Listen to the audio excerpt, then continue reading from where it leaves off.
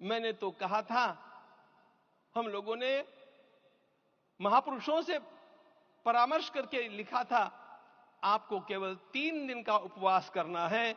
आपने 11 दिन का संपूर्ण उपोषण किया। हमने 11 दिन एक भुक्त रहने के लिए कहा था, उन्होंने अन्न का ही त्याग कर दिया। महाभारत में कहा गया है, अनशन यह सबसे बड़ा तप है, अनशन।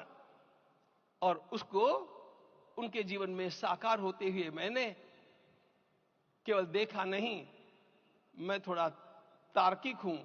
आपकी परम पूजनीय माता जी से मिलकर के मैंने उसको रिकन्फर्म भी किया था कि आपका यह अभ्यास 40 वर्षों का है। ऐसा तपस्वी कोई राष्ट्रीय नेता प्राप्त होना यह सामान्य बात नहीं है। वे इन दिनों में हमने कहा था कि आपको विदेश प्रवास नहीं करना चाहिए, क्योंकि सांसर्गिक दोष भी आते हैं। विदेश प्रवास टाल दिया सांसर्गिक देशों के इस दोषों की संभावना के कारण, लेकिन दिव्य देशों का प्रवास ऐसा किया। नासिक से आरंभ किया, गुरुवायूर गए, श्रीरंगम गए, रामेश्वरम गए।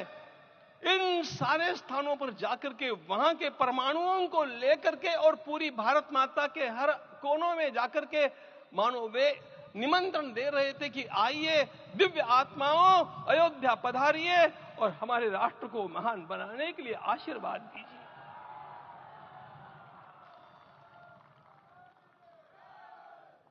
हमने केवल कहा था 3 दिनों तक आपको भूमि शयन करना चाहिए। 11 दिनों से आप भूमि शयन कर रहे हैं। इस कड़कड़ाती ठंड में इस प्रकार का शयन करना, मित्रों,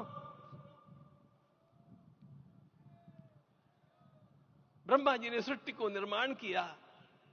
उस समय उन्होंने एक शब्द को सुना था। भारत की संस्कृति का सबसे मूल शब्द है तप, तप इति। हमारे पूज्य गुरुदेव के गुरुदेव परम गुरु कहा करते थे, कांची के परमाचार्य जी महाराज, तपश्चर। मैं जब भी उनसे मिलता था वे कहते थे तपश्चर। आज तप की कमी हो गई है और उस तप को हमने साकार आप में देखा। मुझे इस परंपरा को देखते हुए केवल एक राजा याद आता है जिसमें यह सब कुछ था, और उस राजा का नाम छत्रपति शिवाजी महाराज। छत्रपति शिवाजी महाराज। मित्रों, लोगों को पता नहीं है शायद, वे स्वयं जब मल्लिकार्जुन के दर्शन के लिए श्रीशैलम के ऊपर गए, 3 दिन का उपवास किया, 3 दिन शिव मंदिर में रहे, और महाराज ने कहा कि मुझे राज्य नहीं करना है, मुझे संन्यास लेना है, मैं शिव जी की आराधना के लिए जन्मा हूं, मुझे संन्यास लेना है, मुझे वापस मत ले जाइए। इतिहास का वो बड़ा विलक्षण प्रसंग है। उस प्रसंग में उनके सारे ज्येष्ठ मंत्रियों ने उनको समझाया और लौटा करके लाया कि यह भी आपका कार्य भगवत सेवा ही है। आज हम लोगों को उसी प्रकार के एक महापुरुष ऐसे प्राप्त हुए हैं जिसको भगवती जगदम्बा ने स्वयं हिमालय से लौटा करके भेज दिया कि जाओ भारत माता की सेवा करो। तुम्हें भारत माता की सेवा करनी है। मैं अपने को कभी श्रद्धा रखने के बारे में भावुक नहीं पाता हूं, लेकिन कुछ स्थान ऐसे होते हैं जहां पर आदर के साथ अपना मस्तक अपने आप झुक जाता है।